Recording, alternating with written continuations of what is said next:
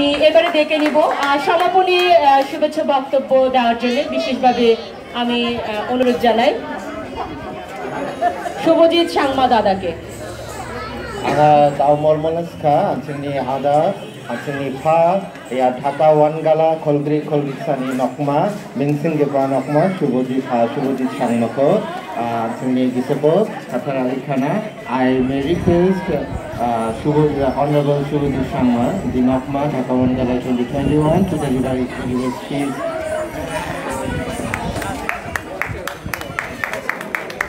ধন্যবাদ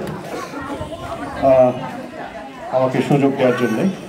আমরা আসলে আমাদের বাড়ির পাশেই তো, আমরা প্রতিনিয়তই লাইভে ছিলাম, প্রতিনিয়তই আমরা কথাই ছিলাম। তো ধন্যবাদ জানাচ্ছি আমাদের এই এলাকাগুলোকে একটা অন্য ধরনের ছন্দ দেওয়ার জন্য তকবিরিমকে, এবং আজকে উপস্থিত সম্মানিত যারা সামনে বসে আছেন, আমি এখানে তাকে দেখতে পাচ্ছি, বাদনদা আছেন, কেনুজদা আছেন, আমাদের দাদা কমলদা আছেন, তারপরে কর্নেলদা আছেন, সবাইকে আমার তরফ থেকে শুভেচ্ছা। আবারও একটা কথাই বলবো, আমাদের বন্ধুবর মিঠুন রাকসাম, ওর যে প্রচেষ্টা এবং সে যে একটা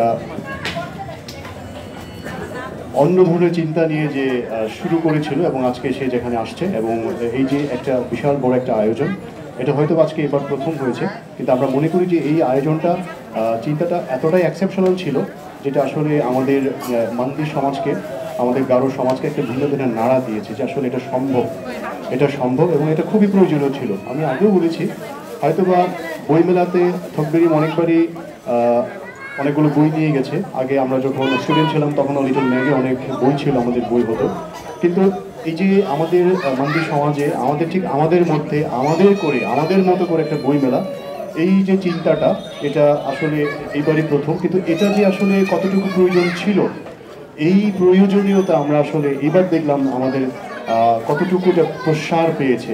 আমি দেখেছি যে আসলে প্রতিনিয়তই লাইভে ছিল, অনেকেই লাইভ দেখেছে, এবং সেই সাথে আমি ঠিক জানি না কতগুলো বই ঠিক বিক্রি হয়েছে। আমার মনে হচ্ছে যে অনেকগুলো বই বিক্রি হয়েছে, এবং শুধু বই বিক্রি যে শেষ কথা সেটা না, এবং এখানে যে ছোট ছোট ছেলেমেয়েরা যেভাবে বই মেলাতে, গারো বই মেলাতে অংশগ্রহণ করেছে, এটার সুদূর প্রসারী যে রেজাল্ট, আমরা মনে করি যেটা অন্য ধরনের একটা কম্পন, একটা ভাইব্রেশন আমাদের মধ্যে দিয়েছে। তো এই উদ্যোগটা আমরা আশা করি যে আগামীতেও থাকবে, আগামী বইমেলাতে, এবং হয়তো বা 21শে বইমেলাতে আমাদের স্টল যাবে, কিন্তু আশা করি যে এইখানেও একটা আলাদা করে যদি স্টল হয়, একটা বইমেলা যদি থাকে, কারণ এখানেও ছোটো ছোটো ছেলেমেয়েরা আসলে বইমেলাতে অনেকে যায় না, যেতে পারে না, ইভেন আমিও যে কতবার গিয়েছি ঠিক মনে নেই।